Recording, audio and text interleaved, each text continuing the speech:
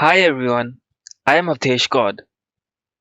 In this video, we'll understand what relationships are and how do they work in Tableau. Moreover, how relationships are different from traditional joins in Tableau. Well, let's get started. In Tableau, relationships define how the data source tables are related to one another based on the common fields. These are often represented by the noodles in Tableau that connect the related tables. While defining a relationship, we define the criteria, that is the common fields, for a loose join. Now, what do we mean by a loose join over here?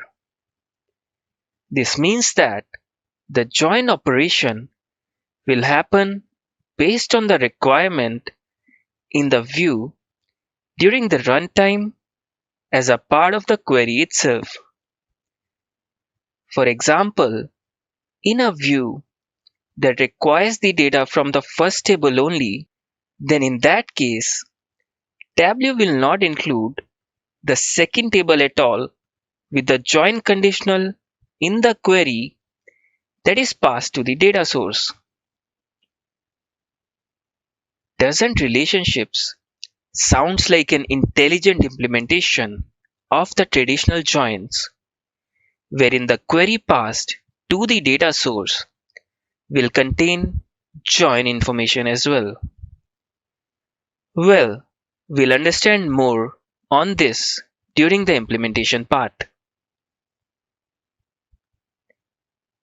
Let us connect to the same data source that we used in our previous video.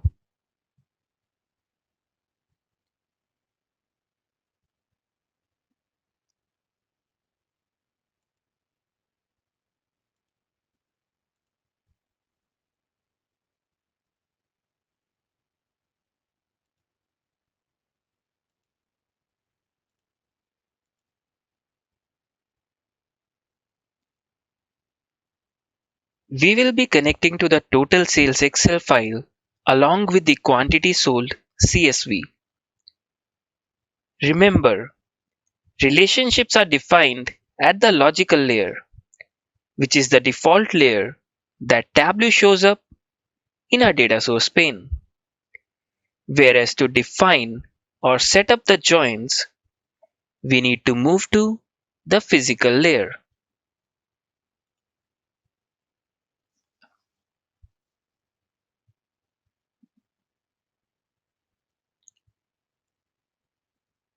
Let us bring the quantity sold table to the canvas.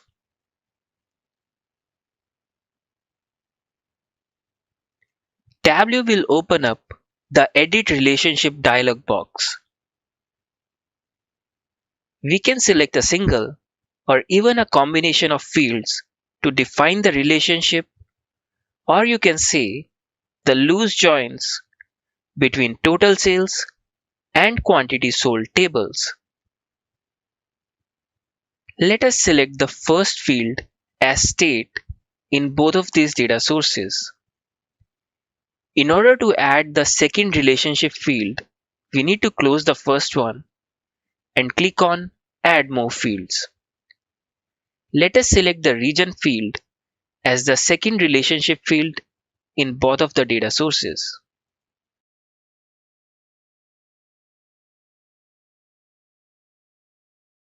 If you notice, you can also define the nature of relationship between these fields coming from these two different data sources.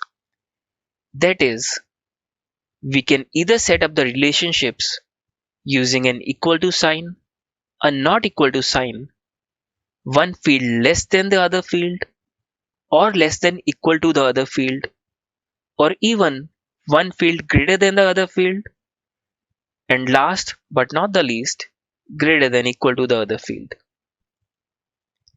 Let's close this for the time being.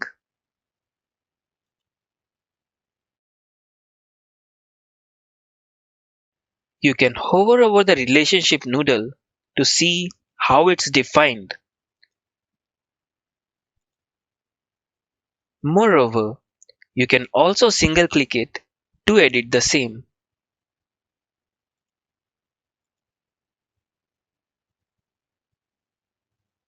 Let's now move to the worksheets.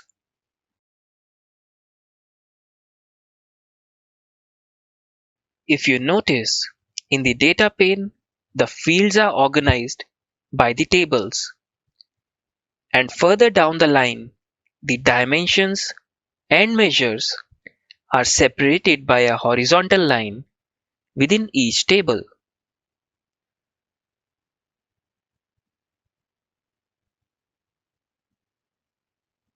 Moreover, each table, that is the quantity sold table and sales table, contains an automatically generated field that is count of rows of each tables.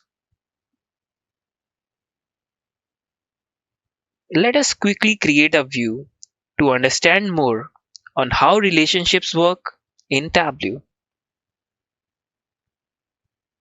From sales table, drag the state field to the row shelf.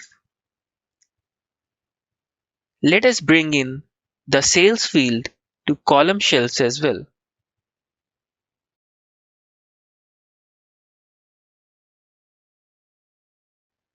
Let us rename this as view 1. Now to build this view, Tableau will be sending this query to the data source.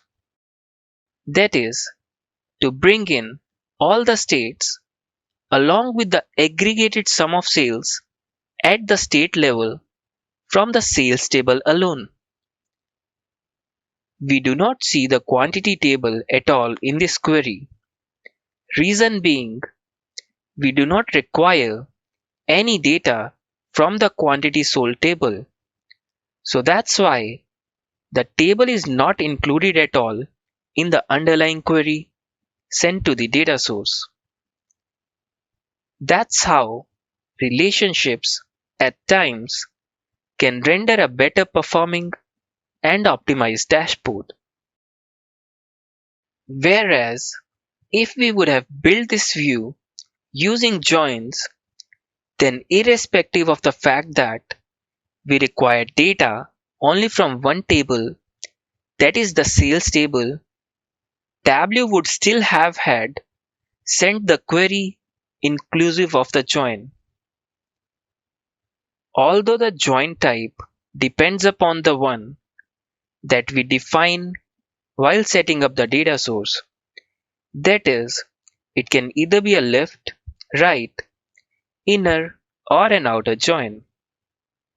As we require data from a single table only for this particular view, the join condition over here would have had an additional overhead if in case we would have been implementing this using joins. In a nutshell, this would have had impacted the performance. Let's move back to Tableau to build another view having data from both of these tables. As we will be using this view 1 as the base view for view 2, so let's duplicate it and rename it as view 2.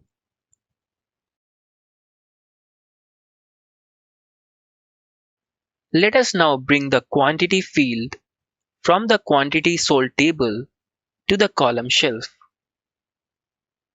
As we see, this view is having some nulls for the quantity sold over here. It seems like a left join with all the values coming from the left table, that is the sales table, and only the matching values from the right table, that is the quantity sold table. In order to build view 2 in Tableau, which requires data from both of the data sources, Tableau will send this query in case of the relationships. We can see that it's having a left join in this case of view 2. Well, this means queries having dynamic joins information is sent to the data source based on the requirements of the view in case of relationships. Whereas, if we have had implemented the same using joins, the nature of the query would have been the same, but the join type might have varied based on what we might have set up while setting up our data source. Let us go back to Tableau to build another view.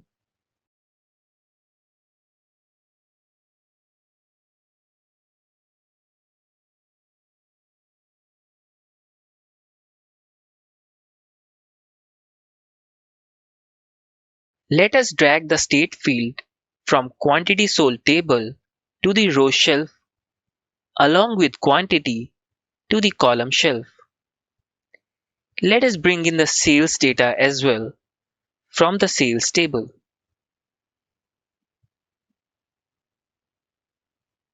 Well, it seems like a right join with all the data coming from the right tables, that is the sales table, along with only the matching records coming from the left table, that is the quantity table.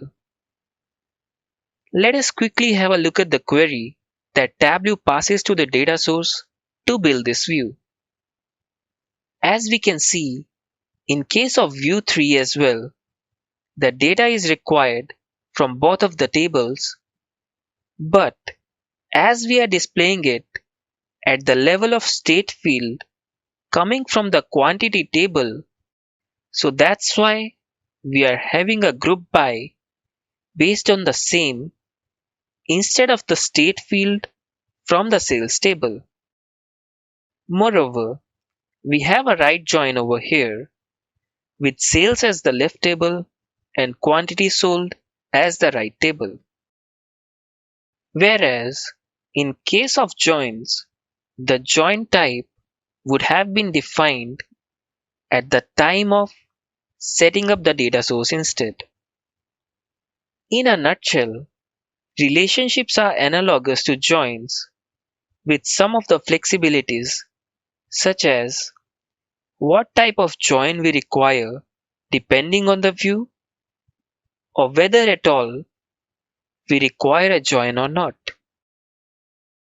In this section, you have learned about the live and extract connection types, how to create and manage the extracts, how to switch between live and extracts if required, and which one is better in what conditions. You can now better govern your metadata right from renaming a field to altering the data type if required. You understood joins, unions, and data blending in Tableau. We also walked through the cross-database joins in Tableau. At the end, in this video, we learned about relationships in Tableau as well.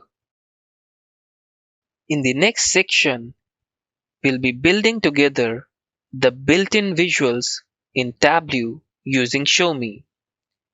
We will also create some non-trivial visuals beyond Show Me in Tableau.